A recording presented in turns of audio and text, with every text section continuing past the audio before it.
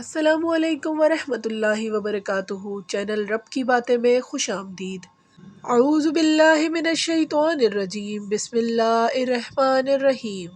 اللہم رب اشرح لی صدری ویسر لی امری واحلل عقدۃ من لسانی یفقہوا قولی۔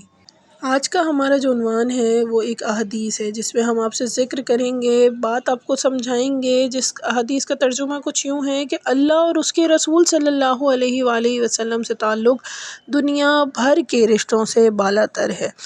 اس حدیث میں دراصل یہ بتایا گیا ہے کہ مومن کی زندگی کا ہر عمل اللہ کی ہدایت میں گزرنا چاہیے، اگرچہ عزیز و قربا کے بھی حقوق ہیں، اور ان میں سے سب سے زیادہ حقوق ماں باپ کے ہیں، لیکن سب سے بالا تر حقوق اللہ اور اس کے رسول صلی اللہ علیہ وسلم کے ہیں، کیونکہ رسول صلی اللہ علیہ وسلم کی ہر ہدایت اور ہر حکم انسان کے لیے بہتر اور مبنی بر مصلحت ہوتا ہے، مگر یہ ضروری نہیں ہے کہ والدین بھی ہر معاملے میں صحیح رہنمائی کر سکیں۔ پھر چونکہ یہ زندگی بھی اللہ نے دی ہے اور اس زندگی کے بعد مر کر بھی اس کے پاس لوٹنا ہے، اس لیے اللہ تعالیٰ کی ہدایت ہی انسان کو دنیا اور آخرت دونوں جگہ خوش رکھ سکتی ہے۔ حدیث کی پہلی بات کہ مومن کو اللہ اور اس کے رسول صلی اللہ علیہ وسلم سب سے زیادہ محبوب ہیں۔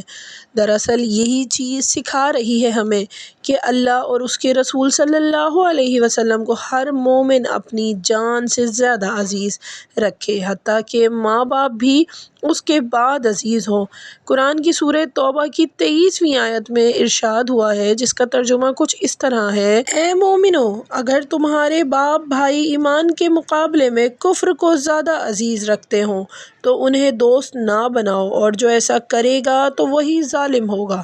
پھر سورہ مجادلہ کی 22ویں آیت میں یوں فرمایا گیا ہے کہ یہ ہو ہی نہیں سکتا کہ اللہ اور قیامت پر ایمان رکھنے والے لوگوں سے محبت رکھیں جو اللہ اور اس کے رسول صلی اللہ علیہ وسلم سے عداوت رکھتے ہیں، اگرچہ یہ لوگ اپنے والد، اولاد، بھائی اور کنبہ ہی کیوں نہ ہوں۔ مطلب یہ ہے کہ اللہ اور اس کے رسول صلی اللہ علیہ وسلم کے حکم کی تعمیل میں کسی دنیاوی رشتے کی مداخلت گوارا نہیں ہونی چاہیے۔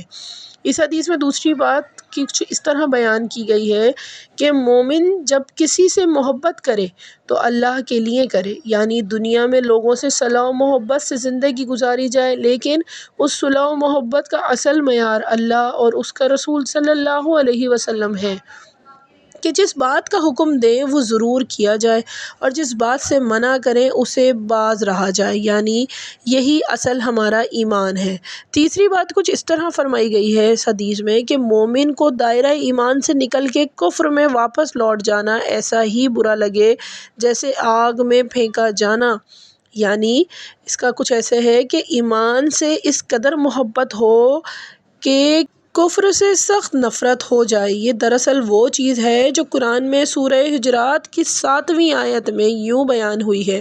جس کا میں آپ کو ترجمہ بتاتی چلوں: یہ اللہ کا انعام ہے کہ اس نے تمہارے دلوں میں ایمان کی محبت ڈال دی ہے اور اس محبت کو خوشنما بنا دیا ہے، اور کفر، گناہ اور نافرمانی کی نفرت پیدا کر دی گئی ہے۔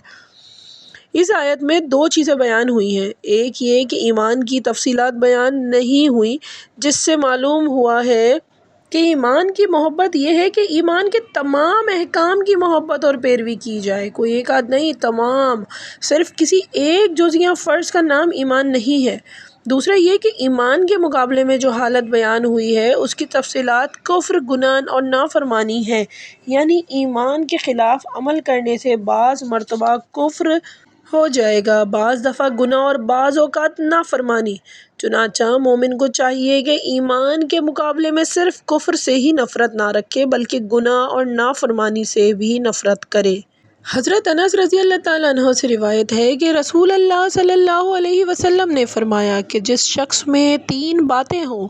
اس نے ایمان کا مزہ چکھ لیا۔ نمبر 1، اللہ اور اس کے رسول صلی اللہ علیہ وسلم اس کو سب سے زیادہ محبوب ہوں۔ نمبر 2، جب وہ کسی سے محبت کرے تو اللہ کے لیے کرے۔